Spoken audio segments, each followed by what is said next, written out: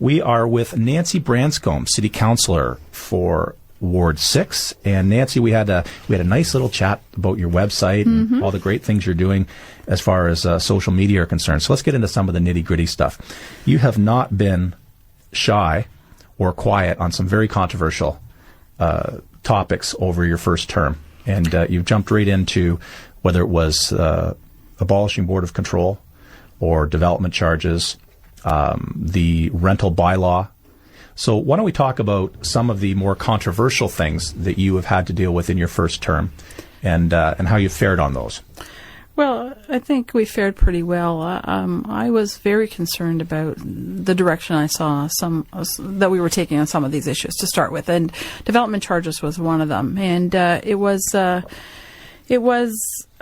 way we grow the city, how and who pays for it. And that was the fundamental problem for me. And I'm not opposed to growth. I support growth, but I support sustainable growth in a livable city ultimately. So I didn't like the idea of urban sprawl because it was very expensive, and understandably, when we extended our boundaries years ago, the land was cheaper on the periphery, so people bought them. But then we allowed the growth to happen helter-skelter all over the city. And it was impossible to contain costs, and developers started this fund, the fund that they used to jump the queue and advance their developments and so on without waiting for our capital budgets.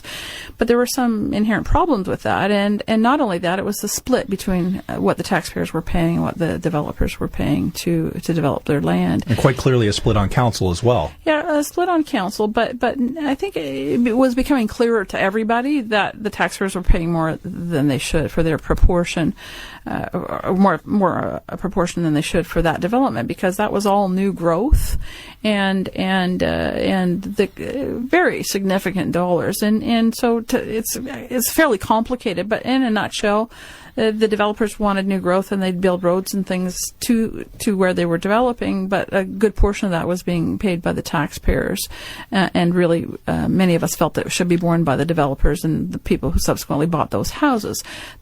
Obviously that would increase the price of houses for the people that were buying those new houses, but that was, in my view, where the burden should be borne, not with the taxpayers in general. You surprised a few people. You're a first-term councillor. Mm-hmm. You were known prior to coming on to council as being conservative. I don't want to say right-wing, but certainly more on the right side of the political spectrum as opposed to the left side of the political spectrum. And subsequent to your election, you've been really painted with the socialist, left-leaning, tree-hugging, anti-growth, anti-development, government should be involved in everything. And how do you respond to that? Because I know that some of it's been very controversial, and a lot of people don't believe that city council should get involved in developing the city. They don't have any expertise in it, and quite frankly, they haven't done a very good job in the past, so why would they become more active now? So how would you respond to that? Well, first of all, they haven't done a very good job in the past because they haven't been involved. We were one of the only municipalities that didn't have a growth management plan. So the developers decided where and how and who pays for how we grow. That's totally unacceptable to me, because I applaud them in their efforts to build subdivisions and make money. I hope they're all rich at the end of the day. But my job is to look after all the constituents and the taxpayers. They are a big portion of that, and a very big industry, so I don't want to underplay how important they are. But my job is to look at the bigger picture and factor all the things that matter to me and to my constituents into the decision making. And that's their concerns, the development industry's concerns are some of that. But as you know, I door knocked for 15 months, and I heard pretty clearly from people how they felt about the way we were growing. And ultimately, the money, follow the money. I dare say that because of the way it was split, because of the way it evolved, and generally when the developers put pressure on council, they capitulated. And so the London taxpayers have probably paid tens of millions of dollars extra for infrastructure that should have been borne by the developers in their industry. And if we allowed that to continue, then, we should be thrown out of office, I think, because that's not being fiscally conservative in my view. And so that was really my motivation, and we've managed to do that. Now there's some unfortunate timing issues now with the economy having a downturn, and we actually deferred the implementation based on the case that they made, the development industry. Now, you've been asked for a further deferral. That came to Board of Control yesterday. I have really mixed feelings about that, because I've done a lot of work and gone through the history of how the development charges have evolved, and at every time when there was a case to be made for an increase, the lobby was pretty powerful and really managed to make council capitulate and defer to their needs. These economic conditions are extreme. Sure. And London has the second highest unemployment rate in the city in the country. True. So, but that's why I was able to vote for it in the first place. I'll have to think long and hard. I haven't made my mind up yet about this, but the problem is there's never a good time. It wasn't good. It wasn't a good time when the economy was booming. It's not a good time when the economy is not booming. When is it the right time to give the taxpayers their money back? And that's really fundamentally the question for me. So, do you see this having there's going to be another standoff at City Council over this particular decision to defer? It's hard to say. I wouldn't want to speculate about where people are. People supported the development charge increase. I think it was unanimous, if not maybe one or two didn't support it.